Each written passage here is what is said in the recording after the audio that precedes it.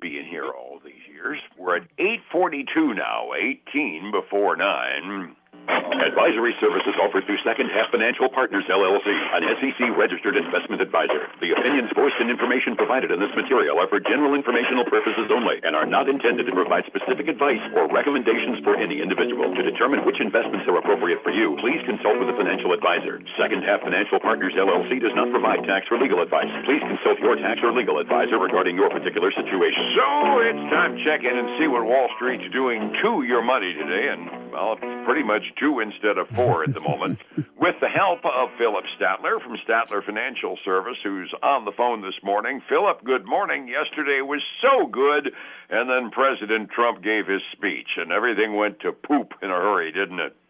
It did, Dave. I was hoping maybe that there would be some follow through to the rumors that were circulating yesterday, which caused the markets to really bounce up 2 days in a row, thinking that, well, this thing's going to only last a little bit longer and we'll be done. Well, his definition of a little bit longer and the American people's definition of a little bit longer obviously are a little different. Just a little bit, just to set the table. Yesterday, on the optimism of those rumors that you referred to, we had another really good day. The Dow was up by 224 points. Standard & Poor is up by a full 0.7 of a point, up 46.80. And the NASDAQ was up 1.16%, up $250. And the Russell 2000 joined in the party. They were up 0.6%. Then President Trump's speech hit the TV, and we had no deadline for withdrawal or ending, no news about the Strait of Hormuz, no word of negotiations. He even de-emphasized that. Iran's been saying, heck no, we aren't talking to him. And he's been saying, yes, we are. Didn't have any of that stuff. And boy, I looked at the futures graphs, and as soon as he got done talking, it was like a rock fell on everybody, wasn't it? It was, Dave, and actually, and probably during the speech, the rock was starting to drop for sure as they kind of got the idea of where things were headed. Yep, it was pretty evident that this was a build up the base speech and didn't do any good for the more objective measurements of whether or not the stocks are a good investment for people on the short term. And boy, it was a vertical drop starting about 10 minutes into his speech. On the good news, unemployment claims are off from last week. First-time claims, 202,000 this morning. They were expecting on one of my sources anyway, 210. So the employment market is staying remarkably resilient. Things are, in general, still looking like we're keeping an even keel, even up against $110 a barrel oil prices. So we're weathering the storm at the very least, aren't we? Well, it seems like it. We are, we're hanging in there.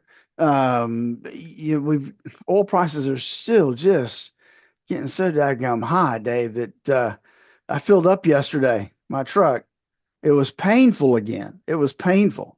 Not quite 100, but getting close, like $90 to fill up my gas tank yesterday. It was definitely painful.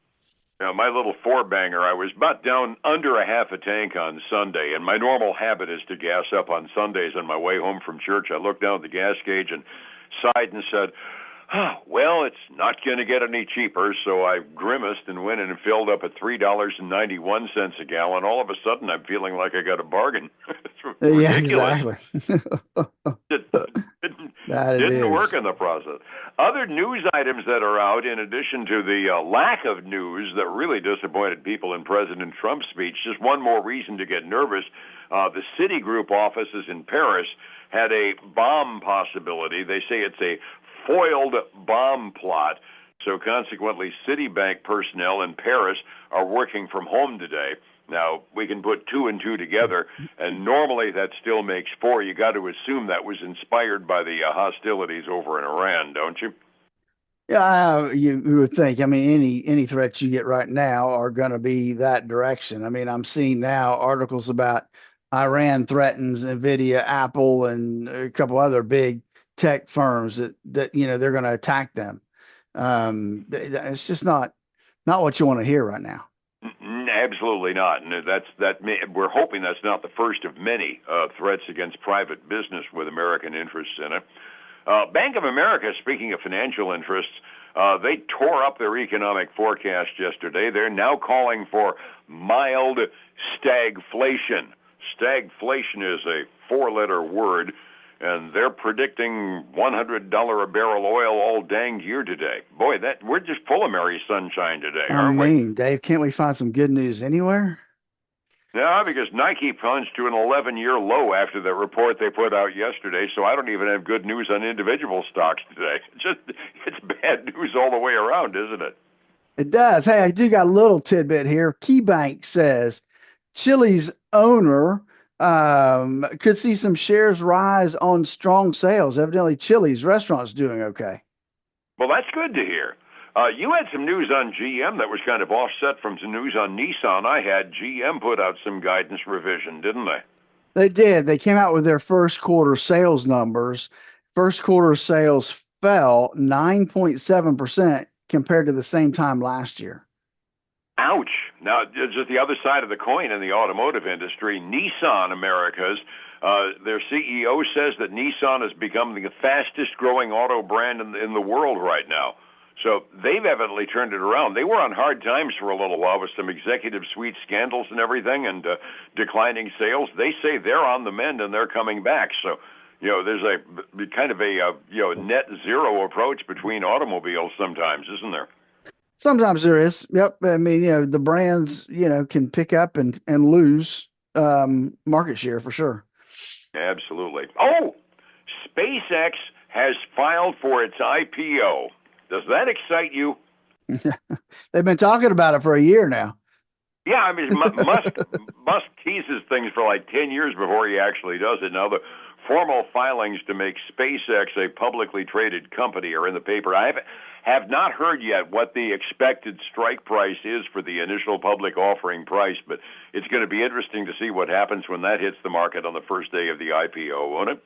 It will. Talking about that, we also have an issue with Amazon. Looks like they are, at least the rumor is, they're looking to buy Global Star, which is another mobile satellite provider, which has them up like 15, well, now 12% this morning, as Amazon declines about 2%. But I was reading an article that was quite interesting earlier this week that Delta and Amazon have kind of inked a deal. Amazon is working on these lower orbit satellites to create telecommunications and internet provisions. And it sounds like Delta has linked up with them, and that will be, once they get it up and going, they say by 2027 or 2028, that they will be the internet provider for Delta and maybe even allow for video calling while you're flying. Woohoo! Yeah. And besides, you can shop for widgets while you're on the plane. Well, they're catering to the business people that want to be able to keep working while they're flying. And it also ought to make the SpaceX, what do they call it? The satellite internet provision thing that's affiliated with SpaceX? Starlink. That's it. Got to make them nervous, doesn't it? I'm sure, because they say the service will be better. We'll see. We shall see. Oh, some tech news that might be interesting. Intel is up 9% on buyout news that they're buying a chip manufacturing plant in Ireland.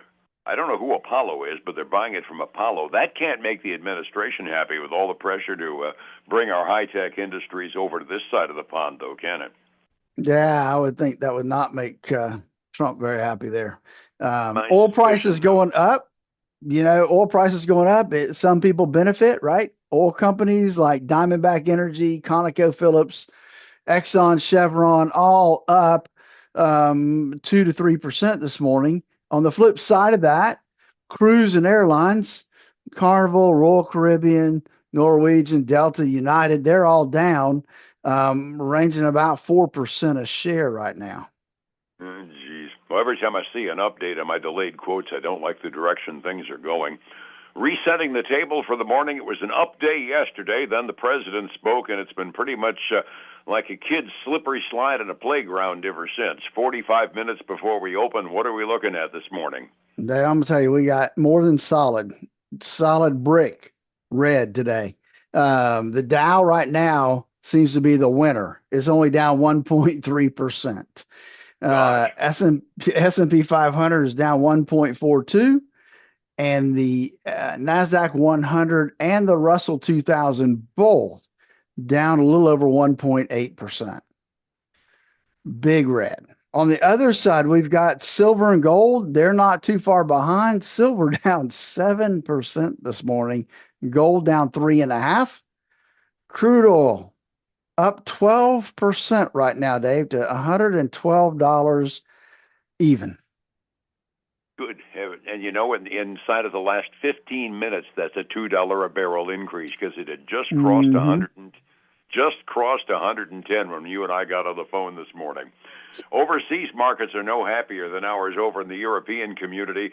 The average European index is down by over 1.4% in the Asian Rim, where they follow the news, but it's in a delay because they close at 6 a.m. our time.